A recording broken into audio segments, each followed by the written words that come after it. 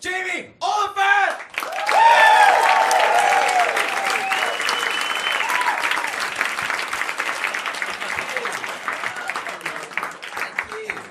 Thank you very much. It's great to be here. I'm Jamie. I'm quite a relaxed guy. I'm not one of these guys who gets in people's faces. I went to the gym the other day. Second I walked in, this guy's like, "How much can you lift, bro?" And I don't know if you can tell just by looking at me.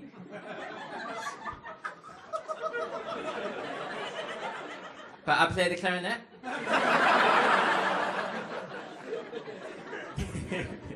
Yeah, I don't really do reps and curls. I do scales and arpeggios. That's what I do. My school teacher told me the clarinet's a great starter instrument, and when you feel physically ready, you can move on to something like the saxophone. It's an update for you guys. I still play clarinet, so that's how that's going. It's difficult though. I think guys, you need a look. You need a look these days. Like some guys, they walk down the street with a look that says, "If you don't get out of my way, I'm gonna put my foot up your ass." I think I've got a look that says, "Would you like a foot massage?" That's my genuine look. I find it difficult to defend myself. Like when I was at school, all my mum and dad gave me to defend myself was "Sticks and stones can break my bones, but words will never hurt me." Now other kids got judo classes, I just got a proverb. That's not fair. Sticks and stones is really messed up when you think about it as well, because what you're doing is telling someone who's being verbally mean to you to step up their game with weapons. How messed up is that? Using proverbs in times of danger, that would be mental. My name is Jamie Oliphant. If someone pointed a gun at me, walked off with my money, and I just shouted after them, an Oliphant never forgets.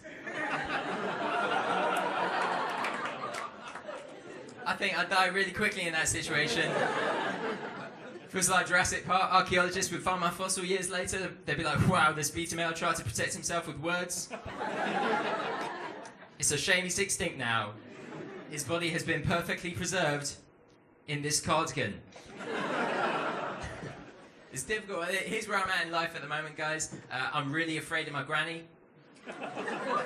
She's a very terrifying lady. She's very Protestant. My girlfriend is very Catholic. I haven't introduced them yet. My granny still thinks I'm gay. We're going to keep it that way.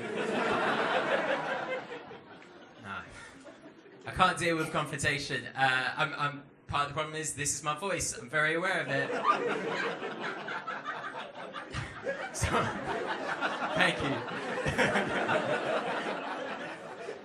Someone said to me the other day, "Oh my God, I can't believe that's your real voice. I thought you were putting it on." And I was like, "Hey, we've been going out for 3 years now." Do not know how I could commit to a character like that. It's strange. One of my biggest fears in life at the moment is parallel parking. Anyone else afraid of parallel parking? Give us a cheer. Yeah, thank you. Ladies represent. I'm fucking terrified of it. Right, the other day, I parked the wrong way in a one-way street and I heard sirens, and a policeman, he got out of his car and he was holding a baton that was about 10 foot long, and he tapped on my window and he was like, "What's wrong with this situation?" I was like, "Well, you appear to be holding what looks like a novelty dildo." And we haven't even discussed the safe word yet, so... It's not fair. First time I was stopped by the police, I was 16 years old, and he had a sniff dog on him, and he was barking and growling at me. The policeman walks up to me and he's like, "This dog tells me you might have some drugs on you." And I was like, "Well, you're the one talking to a dog, mate."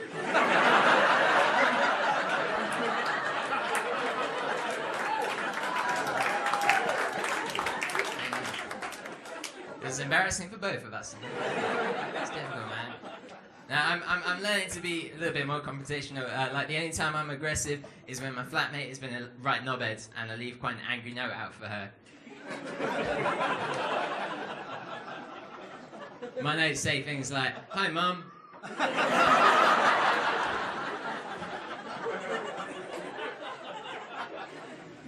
"Please don't leave your underwear on the dry rail when my friends are around. It's embarrassing." And her notes say things like, "Hi, Jamie. You were an accident." True story, sadly. Have we got any accidents in the room? Give us a cheer. Alright, nice one. Representing in Brighton. Nice one. No, it's cool. I think there are so many different types of insurance. There should be accidental baby insurance. That should be a thing. and you meet a guy from the insurance company asking you a few questions to see if you're going to be a high-risk client. They're like, so tell me a little about yourself. And you're like, well, I play the clarinet. I live at my mum's house. And I make video blogs all about my feelings. They'll be like, well, we've got no problem giving you full coverage there, sir. But it does say here on your application that apparently your girlfriend is in touch with her ex-boyfriend, and apparently he's a rugby player. Just to let you know, we will not be covering you for third party. That would not be happening. My dad, he's a funny guy as well. He met my girlfriend the other day for the first time, right? She's from New Zealand, and the first thing that he said was, oh, she's lovely, does she have a visa? There's no easy way to ask that question. So I just waited until the most opportune moment when we're getting intimate together and trying a bit of role play for the first time. It was really scary. Because I have never dressed up as Border Patrol before.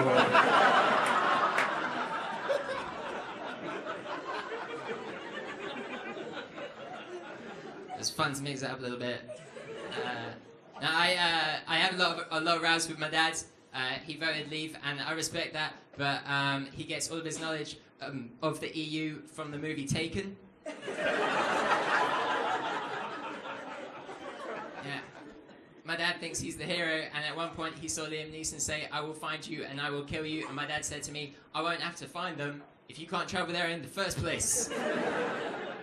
And I was like, Dad, his daughter falls into drugs and prostitution. That's not going to happen to me. And he was like, well, you chose to do a drama degree during a recession. You should be so lucky if drugs and prostitution are waiting for you afterwards. It's difficult. I had my first proper row with my girlfriend the other day. She doesn't like it when I leave the toilet seat up, and I don't like it when she submits my photo to embarrassing bodies, so...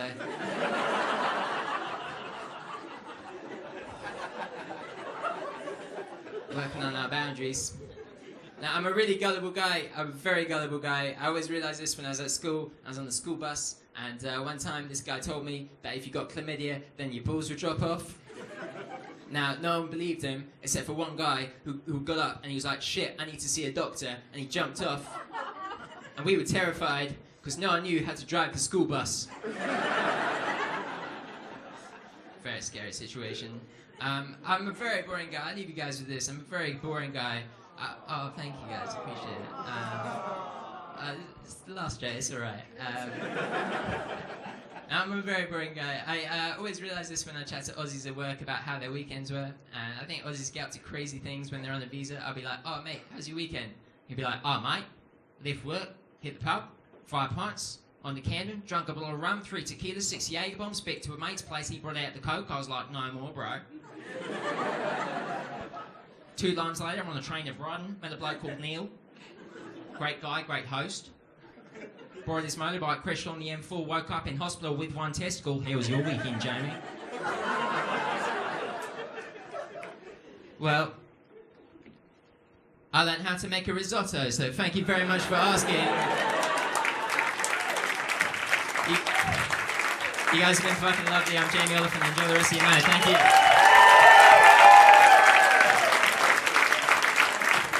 There we have it! Yeah, man! So those guys were both trying out, like this club lets people audition, so those two were both trying out to audition to get a spot at the club. So how about that? Give them a round of applause.